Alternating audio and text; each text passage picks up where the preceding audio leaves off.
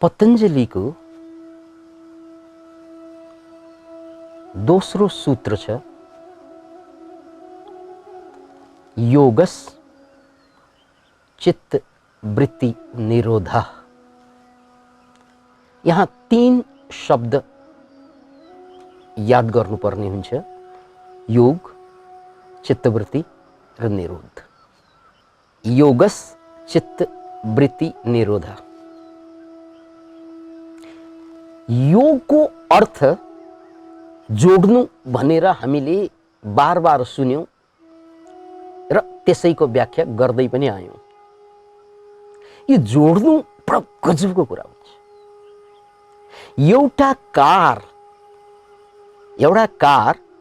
लाख करोड त्योभन्दा बेसी मूल्यको पनि हुन सक्छ, तर त्यो कारमा, त्यो गाडीमा ड्राइभर जोडिएन भने के हुन्छ? कार त किन्यौं करोडौं हालेर, तर ड्राइभर जोड्न बिर्स्यौं। अब के हुन्छ? 2 कुरा हुन्छ।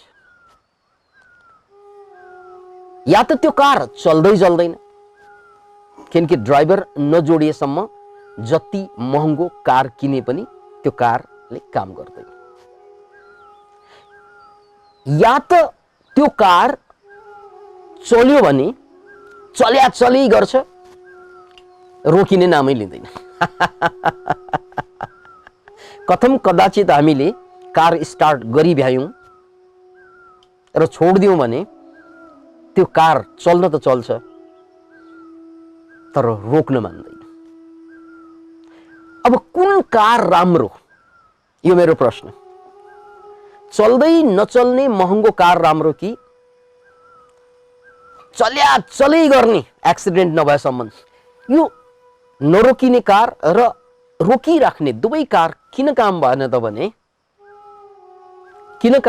भने त्यहाँ ड्राइभर भएन कि ड्राइभर जोडिएन।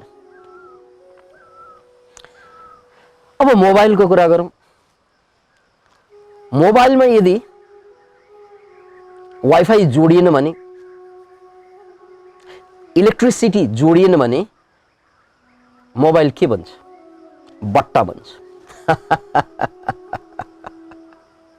मोबाइलमा वाइफाई अनिवार्य रूपमा जोड्नुपर्ने हुन्छ, मोबाइलमा इलेक्ट्रिसिटी अनिवार्य रूपमा जोड्नुपर्ने हुन्छ। बल्ल गएर मोबाइल बट्टाबाट मोबाइल बन्छ। बजारबाट मोबाइल किनेर ल्यायौं, तर इलेक्ट्रिकल चार्ज नजोडेको पर्यो र जोड्न जानेन, जोडिएन भने त्यो मोबाइल बन्दैन। कार पनि त्यस्तै। कार र मोबाइलको कुरा त राम्ररी बुझ्छ मेरो, तर जिन्दगी अरे यार, आमा बाबाले हामीलाई जन्म दिनुभयो कार जन्माए जस्तै, कारखानाबाट कार निस्किए जस्तै हामी पनि निस्क्यौं, राइट? तर यसरी निस्क्यौं, कोही चली गर्छ, कोही चल्दै चल्दैन।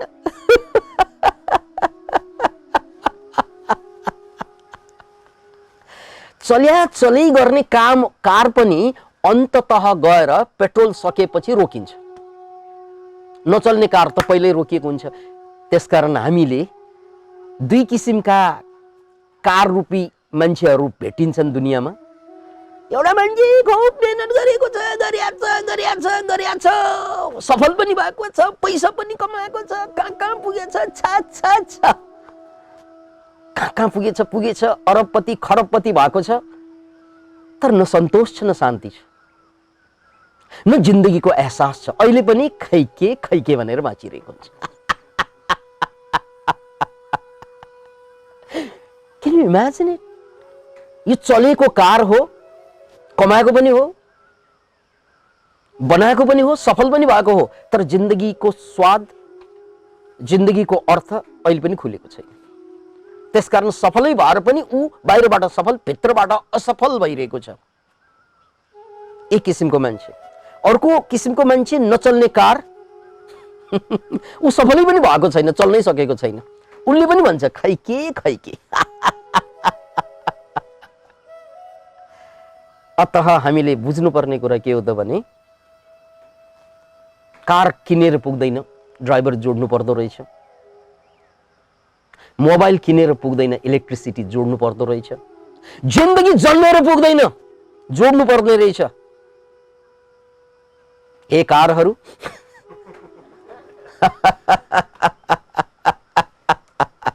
यदि यो कारले आफूलाई ड्राइभरसँग जोडेन भने यो सबै कार बेकार हुन्छ, याद राख्नुहोस्। यो सबै कार बेकार बदलिन्छ। अतः योग भनेको जोड्नु हो।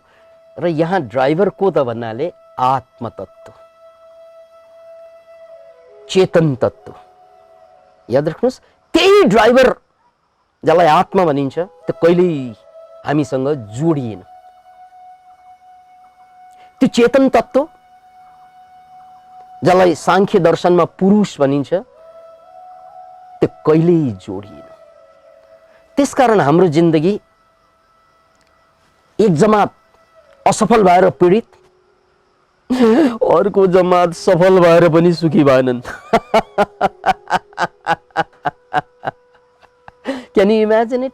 एक जमात असफल भएर पीडित, अर्को जमात सफल भएर पनि सुखी हुन सकेनन्, किनकि उनीहरूले आत्मतत्वलाई चिन्नै सकेन। शरीरलाई चिन्यो, मनलाई चिन्यो, इमोसनलाई चिन्यो, तर आत्मा के हो? जो केन्द्रबिन्दु हो जीवनको, त्यसलाई चिन्नै सकेन। र केन्द्रबिन्दु चिन्न सकेन भने जिन्दगी यस्तो हुन्छ, हेर्नुहोस् त। केन्द्रबिन्दु चिन्न सकेन भने यहाँ औँला हालिन्छ, यहाँबाट खस्छ, यहाँ औँला हालिन्छ, यहाँबाट खस्छ, यहाँ औँला हालिन्छ, यहाँबाट खस्छ। तर यो औँलाले पुरा प्लेटलाई उठाउनु छ भने केन्द्रमा आउनु पर्यो, केन्द्रबिन्दु।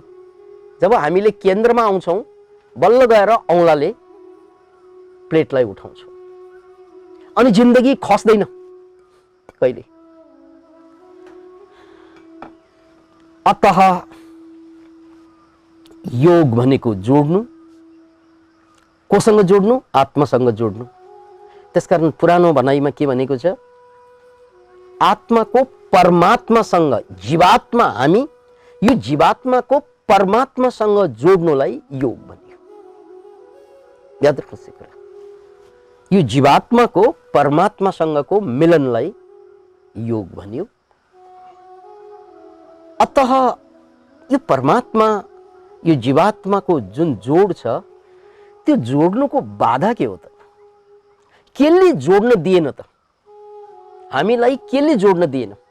यो हाम्रो आत्मासँग केले जोड्न दिएन? यो शरीरलाई आत्मासँग केले जोड्न दिएन? यो आत्मालाई परमात्मासँग केले जोड्न दिएन? त्यसैलाई पतञ्जलि भन्नुहुन्छ चित्तवृत्ति। तपाईको हाम्रो सबैभन्दा ठुलो दुश्मन यो मेरी प्रेसी आत्मा या परमात्मा, र उसको र मेरो बीचमा एउटा खाडल छ, खाडल, त्यो हो चित्तवृत्ति। अतः मलाई नजोड्ने अरू कोही होइन, मेरो चित्तको वृत्ति हो।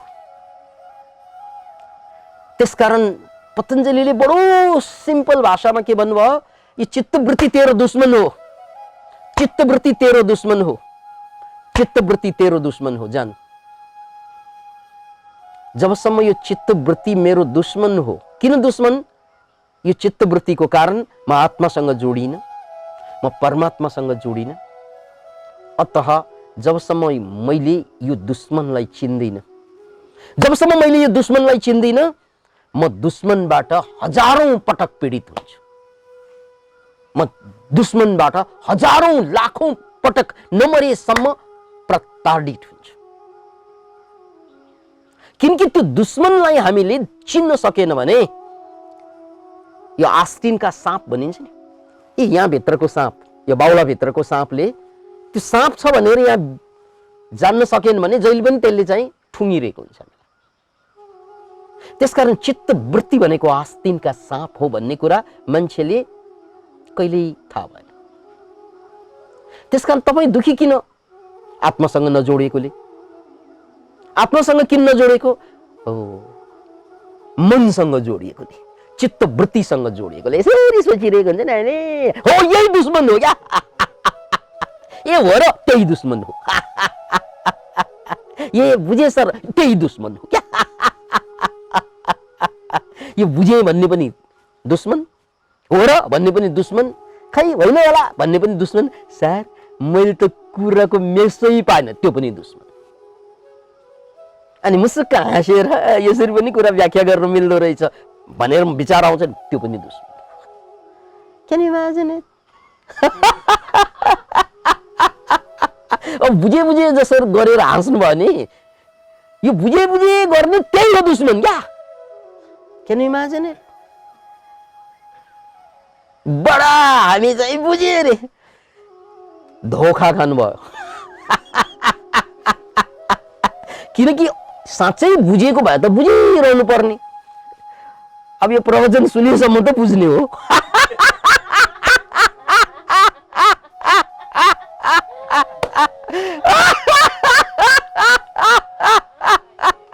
प्रवचन सुनेसम्म त बल्ल पो बुझे मैले, यी बुझे।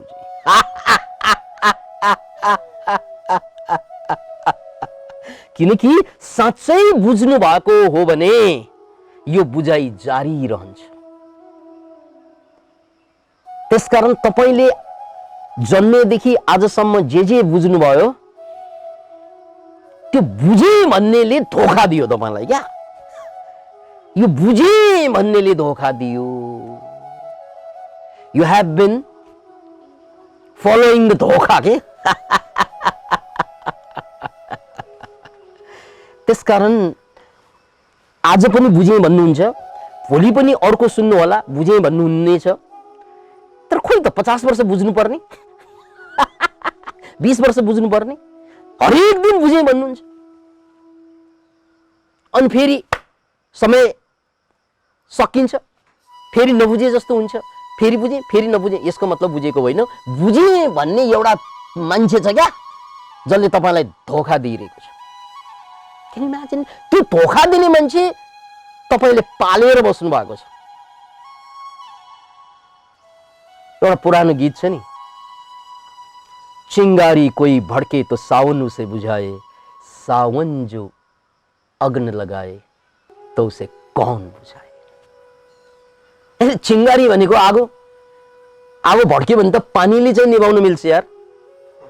तर पानीले सल्काउन थाल्यो भने निभाउने कसले?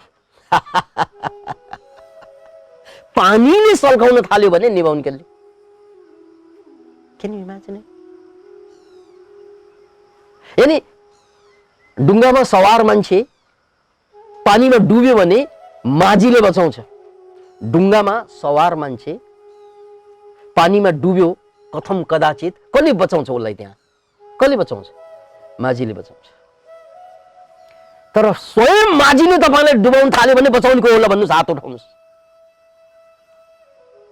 स्वयं माझीले तपाईलाई गर्दन समातेर तानेर डुबाइदियो पानीमा भने यो पानीको भवर बीचमा बचाउने कोही छ?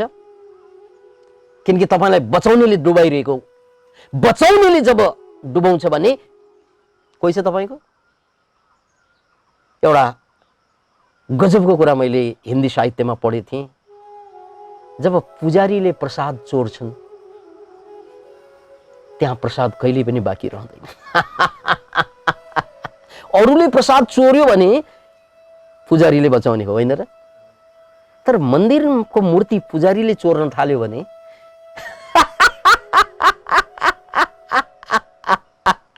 याद राख्नुस्, मन्दिरको मूर्ति अरूले चोर्दा बचाउने पुजारी हुन्छ। पुजारी मन्दिरमै सुत्छन् त्यसकारण।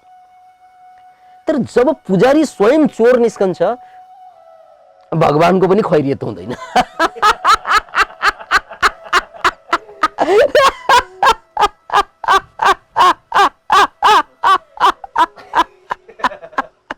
जब स्वयं पुजारी चोर निस्कन्छ भगवानको पनि खैरियत रहँदैन। भने तपाई हामी को हौं? तपाई हामी को हौं? जब हामीले हामीलाई बर्बाद गर्ने मान्छेलाई नै चिन्दैनौं, जसले बिहानदेखि बेलुकासम्म पुस्तौंदेखि युगौंदेखि बर्बाद गर्ने भूमिका खेलेर आइरहेको छ मनको जगतमा, अन्तर जगतमा, त्यसैलाई चिन्न सकेनौं भने हाम्रो हालत के होला? त्यसकारण पहिलो कुरो हो, यदि सर्पबाट बच्नु छ भने सर्पलाई चिन्नुपर्छ, होइन र? यदि आगोबाट बच्नु छ भने आगोलाई चिन्नुपर्छ, होइन र? जुन जुन चीजबाट बच्नु छ पहिला त त्यसलाई त्यो आगो हो, यता फैलिँदैछ भनेर चिनेपछि त भाग्ने हो। यो सर्प हो, यता बढ्दैछ भनेर चिनेपछि त जोगिने हो, राइट? अब सर्प हो भनेरै थाहा छैन, त्यसैमा हात लगाएर बस्यौँ, आगो जहाँ सल्किरहेको छ त्यही कुद्न थाल्यौँ भने त्यसले त हामीलाई सिद्ध्याउँछ सिद्ध्याउँछ सिद्ध्याउँछ। र यही हो जीवनको हालत मान्छेको। यो तपाईँ हामीलाई जन्मौँदेखि सिद्ध्याउँदै आएको यो तत्त्व को त भन्नाले त्यही तपाईले सोच्ने विचार, तपाईले गर्ने कल्पना, तपाईले गर्ने तपाईको भावना, किन इमेजिन, यी जम्मै दुश्मन हुन्। यसैलाई पतञ्जलिले के भन्नुभयो? चित्तवृत्ति। जबसम्म यो चित्तका वृत्तिहरू, यो चेतनामा उठ्ने तरङ्गहरू, जसरी सागरमा तरङ्ग उठ्छ, तरङ्ग लहर उठ्छ, लहर जति सुकै उँचो गए पनि अन्ततः लहर त सत्य होइन, सत्य त सागर हो। याद राख्नुहोस्, हो सागरमा जहिले पनि लहर उठ्छ, तरङ्ग उठ्छ, तरङ्ग जति माथि गए पनि तरङ्गको अस्तित्व हुँदैन, किनकि तरङ्ग सागरकै इकाइ हो, तरङ्ग सागरमा आएर मिल्नुपर्छ। त्यस्तै चित्तमा तरङ्ग उठ्छ, सागरमा उठे जस्तै चित्तमा उठ्ने तरङ्गको नाम के हो? के हो? के हो? चित्तवृत्ति। चित्तमा उठ्ने तरङ्गको नाम के हो रे? चित्तवृत्ति। द्याट इज द दुश्मन, द्याट इज द दुश्मन। यसले मलाई समाधिसम्म कहिल्यै नपुर्याएको। 20 वर्ष याद ध्यान गरिसके, अहिले पनि पुगिन म समाधिमा। 30 वर्ष गरिसकेँ, 40 वर्ष गरिसकेँ, 50 वर्ष जिन्दगी जान लागिसक्यो, समाधि मलाई थाहा भएन। त्यस्ता मान्छे पनि थुप्रै पाइन्छ। किन समाधिसम्म पुग्दैनन् त भन्नाले यो चित्त वृत्तिबाट बाहिर आउन सकेन क्या। त्यसकारण योग भनेको समाधिको लागि हो, किनकि समाधि नघटेसम्म ज्ञानको उदय हुँदैन, जीवन धन्य हुँदैन। समाधि रोकिराख्ने ध्यान त गरेकै हो नि, होइन र? प्रवचन त सुनेकै हो नि, होइन र? कुरा त बुझे जस्तो गरेकै हो नि, होइन र? शास्त्र त पढेकै हो नि, होइन र? सबै गरेको त रोक्यो केले त मलाई? चित्तवृत्ति। किनकि ध्यान गर्दा पनि मेरो चित्तवृत्ति छ। ध्यान गरिरहेको छु। कति भयो थाहा छ मैले ध्यान गरेको? 20 वर्ष भयो। के यो चित्तवृत्ति होइन? तिमीलाई थाहा छ म त शाकाहारी। के यो चित्तवृत्ति होइन? तिमीलाई थाहा छ यो जति पनि डायलग छ नि, इन्टरनल डायलग मनभित्र, म ध्यानी, म ज्ञानी, म यो फलो गर्छु, त्यो फलो गर्छु, यी जति पनि डायलग, इन्टरनल डायलग्सहरू छन्, यही हो चित्तवृत्ति। अब पतञ्जलिको भाषामा भन्नुपर्दा अर्को सूत्रमा आउँदैछ त्यो वृत्तयो पञ्चतयो क्लिष्टा क्लिष्टा। याद राख्नुहोस्, यो चित्तवृत्ति मोटामोटी रूपमा 5 किसिमका हुन्छन्। यो चित्तवृत्ति मोटामोटी रूपमा यसलाई वर्गीकरण गर्दा चित्तवृत्ति हजारौं लाखौं हुन्छन्। तर यसलाई वर्गीकरण, यो हजारौं लाखौं चित्तवृत्तिलाई वर्गीकरण गर्दा पतञ्जलिले 5 वटा वर्गमा विभाजन गर्नुभएको छ। वृत्तयो पञ्चतयो क्लिष्टा क्लिष्टा। अनि यो क्लिष्ट वृत्ति र अक्लिष्ट वृत्ति, यसलाई बुझौँ है। एउटा चित्तवृत्ति हुन्छ क्लिष्ट, अर्को चित्तवृत्ति, अर्को वर्ग हुन्छ अक्लिष्ट। क्लिष्ट चित्तवृत्ति भनेको त्यस्ता चित्तवृत्ति जसले मलाई दुःख दिन्छ। मलाई सबैले पिल्छ नि, यो पनि चित्तवृत्ति हो, यसले मलाई दुःख दिन्छ। खै यार केही गर्न सकेन जीवनमा, खत्तम भयो, यो पनि चित्तवृत्ति हो, यसले मलाई दुःख ल्याउँछ। खै यार जसले पनि धोखा दिन्छ, खै यार भरोसा कसलाई गर्ने, खै यार छोराछोरीको भरोसै छैन, र यार यो जति पनि नेगेटिभ थिङ्किङ्सका प्याटर्नहरू छन्, सिम्पल भाषामा अहिलेको जमानाको भाषामा भन्नुपर्दा जसलाई हामी नकारात्मक विचार भन्छौँ, यो कुन वृत्ति रे? यो कुन वृत्ति रे? क्लिष्ट। क्लिष्ट भनेको यस्तो चित्तवृत्ति जसलाई आजको भाषामा भन्नुपर्दा क्लिष्ट भन्दा क्लिष्ट शब्दै भन्न गाह्रो भइरहेको हुन्छ। Negative thinking, negative feelings, negative thinking, negative feelings all are क्लिष्ट वृत्ति। अब यसको उल्टो पनि हुन्छ, यसको उल्टो पनि हुन्छ, किनकि नेगेटिभ थिङ्किङले, नेगेटिभ फिलिङले तपाईँलाई तत्कालै पीडा दिन्छ, सबैलाई थाहा छ। नेगेटिभ थिङ्किङले, नेगेटिभ फिलिङ्सले तत्काल दुःख दिन्छ, यो सबैलाई थाहा छ, राइट? तर कहाँनिर मान्छे चुक्छ भने, कहाँनिर चुक्छ भने, म धेरै एक्साइट भएर किन कुरा गरेको भने मैले यसलाई चाहिँ अन्डरलाइन गर्न खोजेको है। कहाँनिर हामी चुकिरहेका हुन्छौँ भने अक्लिष्ट चित्तवृत्तिमा चुकिरहेका हुन्छौँ। अक्लिष्ट भनेको positive thinking. Positive thinking is also a दुश्मन। Can you imagine it? Negative कुरा जति खराब छ मुक्तिको लागि, नेगेटिभ कुरा जति बाधा छ, पोजिटिभ कुरा त्योभन्दा बढी बाधा हुन्छ। Can you imagine it? Negative कुरा जति बाधायुक्त छ, पोजिटिभ कुरा त्योभन्दा बढी बाधायुक्त हुन्छ, किनकि नेगेटिभ कुरा पनि चित्तवृत्ति हो र पोजिटिभ कुरा पनि चित्तकै वृत्ति हो। अब के पोजिटिभ कुराको अर्थ छैन? अर्थ छैन भने हजुरले पहिला त पोजिटिभ भन्नुहुन्थ्यो नि भनेर कतिलाई प्रश्न पनि उठ्दो हो। पोजिटिभ कुराको एउटा अर्थ छ, याद राख्नुहोस्। पोजिटिभ कुराको एउटा अर्थ के छ भने पोजिटिभ कुरा सांसारिक जीवनको लागि काम लाग्छ। ल, वाइ पोजिटिभ कुराको बखान हामी गर्छौँ, पोजिटिभ कुरालाई हामीले सराहना गर्छौँ, पोजिटिभ कुरा राम्रो भन्छौँ, पोजिटिभ चित्तवृत्ति राम्रो, जसलाई अक्लिष्ट भन्नुभयो पतञ्जलीले, त्यो किन राम्रो त भन्नाले यो पोजिटिभ कुराले तपाईलाई राम्रो पढ्नको लागि, राम्रो प्रगति गर्नको लागि, राम्रो घर बनाउनको लागि, राम्रो उन्नति गर्नको लागि, प्रगति गर्नको लागि, सांसारिक रूपमा तपाईलाई राम्रो बनाउनको लागि पोजिटिभ थिङ्किङले काम गर्छ। अब पोजिटिभ कुरा सबै ठिक हुँदैन भन्ने कुरा भर्खर गोकुलजीले यहाँ लेख्नु भयो।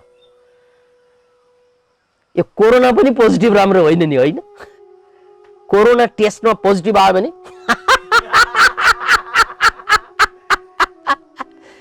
अनि अगाडि जाउँ, सबै कुरा पोजिटिभ राम्रो भन्ने जमानामा पनि हामी के भन्ने गर्थ्यौँ भन्नाले एचआइभी पोजिटिभ बाहेक।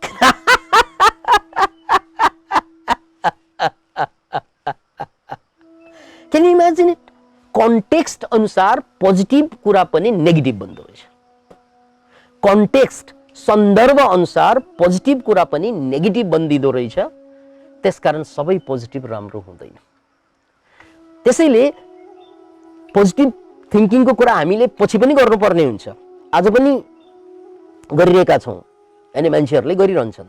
तर पोजिटिभ थिङ्किङको भ्यालु कति त भन्नाले सांसारिक जीवनको लागि भ्यालु।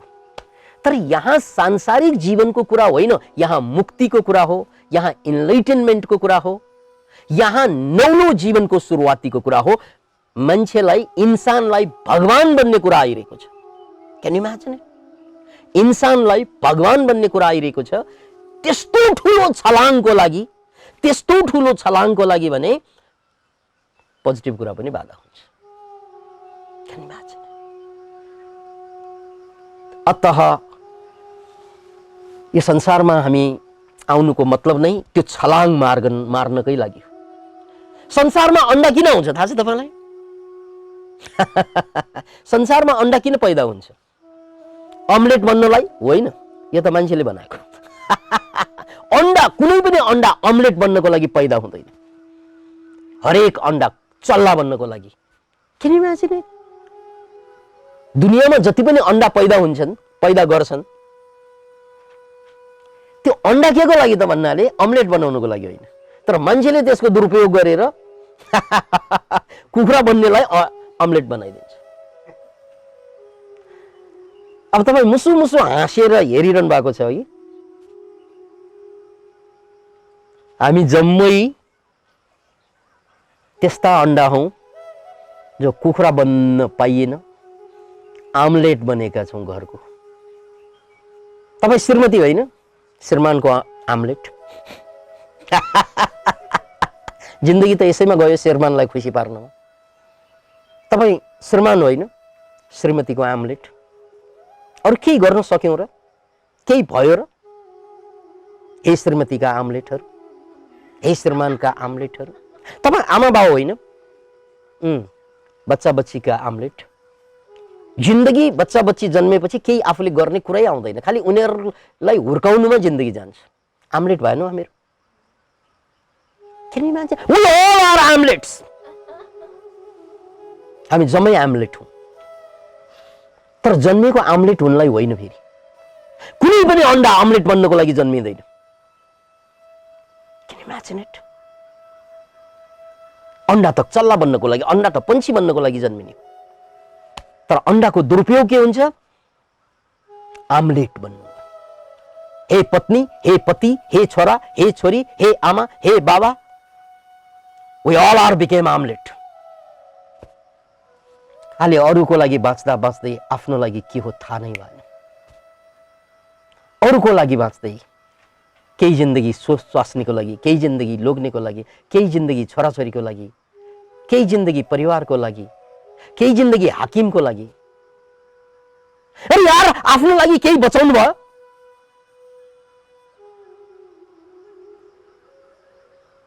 जिंदगी से बड़ी सजा ही नहीं। पुरानै कविता, पुरानै गजल। यो आमलेटलाई हेरेर भनेको हो कविले, जिंदगी से बड़ी सजा ही नहीं। आमलेट बनेर बाँच्नु भन्दा ठूलो सजाय छ? जिंदगी से बड़ी सजा ही नहीं, और क्या जुर्म है पता ही नहीं। यो भन्दा ठूलो अपराध के पो हो? जिंदगी से बड़ी सजा ही नहीं, और क्या जुर्म है। अरे यार, आमलेट बन्नु भन्दा ठूलो जुर्म होला केही? आमलेट बनेर सिद्धिनु भन्दा ठूलो पाप होला केही? जिंदगी से बड़ी सजा ही नहीं, और क्या जुर्म है पता ही नहीं। इतने हिस्सों में बट गए हम। एउटा आमलेटको टुक्रा छोराको छोरीको भागमा, एउटा आमलेटको टुक्रा जोइपोइको भागमा, एउटा हाकिमको भागमा, एउटा नेताहरूको भागमा, एउटा विदेशीहरूको भागमा। अरे यार, सबैलाई खुवाउँदै खुवाउँदै सिद्धिने क्रमको नाम जिन्दगी होइन? इतने टुकड़ों में बंट गए हम, अपने हिस्से में कुछ बचा ही नहीं। जिंदगी से बड़ी सजा ही नहीं। अनि डिप्रेसन भयो अरे। अरे हुनु नै थियो यार। ये तो होना ही था। सन् 2030 सम्ममा WHO ले ठोकेरै भन्यो मेन्टल प्रब्लम सबभन्दा ठूलो प्रब्लम हुनेछ संसारको। हुनु नै छ, किनकि आमलेटहरूलाई त ढिलो चाँडो डिप्रेसन हुन्छ। ए आमलेटहरूलाई त ढिलो चाँडो पीडा त हुनु नै छ। ढिलो चाँडो त आमलेट त कसैको मुखभित्र छिर्छ, त्यसपछि दिशा भएर निस्कन्छ। किन भएछ नि? कस्ता कस्ता मान्छेहरू, कस्ता कस्ता सपना बोकेका मान्छेहरू बिहे गर्यो, सन्तान जन्मायो, दिशा बराबर जिन्दगी बाँचेर बसेको हुन्छ। Can you imagine it?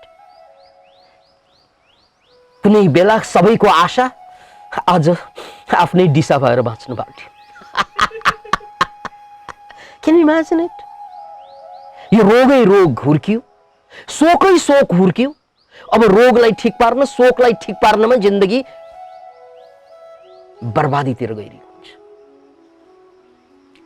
त्यसैले फेरि पनि बुझ्नुस्, हामी आमलेट हौं, तर जन्मेको आमलेट हुनको लागि होइन।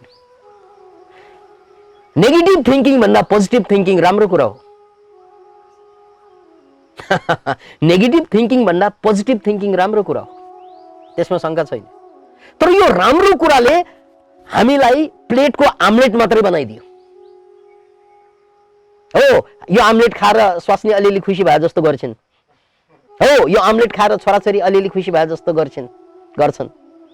यो आमलेट जसले खाए उनीहरूले बाबा आमामा प्रिय तिम्रो कारणले म धन्य भएँ भन्छ। कति भनिरहन्छ यिनीहरूले? आम्लेट रहेसम्म त हो, आम्लेटको चोक्टा रहेसम्म त हो, त्यसपछि सक्यो, खेल खत्तम, पैसा हजम। त्यसैले पतञ्जलिले यो सूत्रमा भन्नुहुन्छ योगस् चित्तवृत्ति निरोध हो। योग भनेको जोड्नु हो, स्वास्नीसँग होइन, लोग्नेसँग होइन, छोराछोरीसँग होइन, दाइसँग होइन, भाइसँग होइन, संसारसँग होइन, यिनीहरूसँग जोड्नु, आम्लेट बन्नु हो। योग भनेको परमात्मासँग जोड्नु हो। Can you imagine it? परमात्मासँग जोडे हामी चल्ला भएर पन्छी भएर उडेको भयो आकाशमा, होइन परिवारसँग मात्रै जोडेर जिन्दगी सिद्धियो भने आम्लेट भएको भयो। परिवारसँग जोडिनु भनेको फेरि फिजिकल जोडाइको कुरा होइन। यो फेरि फिजिकल्ली त हामी कोही न कोहीसँग बसेका हुन्छौँ, साइकोलोजिकल एट्याचमेन्ट याद राख्नुहोस् यो कुरा। कोही न कोहीसँग त हामी बसिरहेकै हुन्छौँ, psychological attachment. That is the problem. त्यसकारण can you come out of the psychological attachment? त्यो साइकोलोजिकल एट्याचमेन्टबाट घरैबाट निस्कनु भन्ने अर्थ नलगाउनुहोस् हो, परिवारै छुट्टिनु भन्ने अर्थ नलगाउनुहोस्, तर मनबाट छुट्टिनु पर्छ यो अर्थ लगाउनुहोस्। चित्तवृत्तिको निरोध हुनुपर्छ। बस्न त जहाँ बसे पनि हुन्छ। आश्रममा बस्दा त हजारौंसँग बसिन्छ, त्यो बसेर पनि एक्लो हुन सक्नु त्यो हो क्या। समूहमा भिडमा बसेर पनि एक्लो हुन सक्नु, द्याट इज द वे। अब तपाईँ त एक्लो बस्दा पनि भिडको कल्पना गर्छ, दाइ नै आउनु भएन आज, भाइ नै आउनु भएन। ऊ एक्लैमा पनि भिडमा हुन्छ। हुनुपर्ने के भिडमा पनि एक्लो बन्न सिक्नु, द्याट इज योग के। भिडमा बसेर पनि एक्लो, भित्रबाट एक्लो बन्न सिक्नु। नत्र भने एक्लो बसेर पनि भिडमा बस्यो भने एक्लो बस्दा पनि कामै भन्दैन केही चिज। अतः यो चित्त वृत्तिबाट बाहिर आउनु, त्यो भनेको सकारात्मक वृत्ति, नकारात्मक वृत्ति, त्यसको बारेमा हामी डिटेलमा आउँदैछौँ। ती सबै वृत्तिबाट मुक्त हुनु अनि समाधि गर्नु, त्यो हो योगस् चित्त वृत्ति।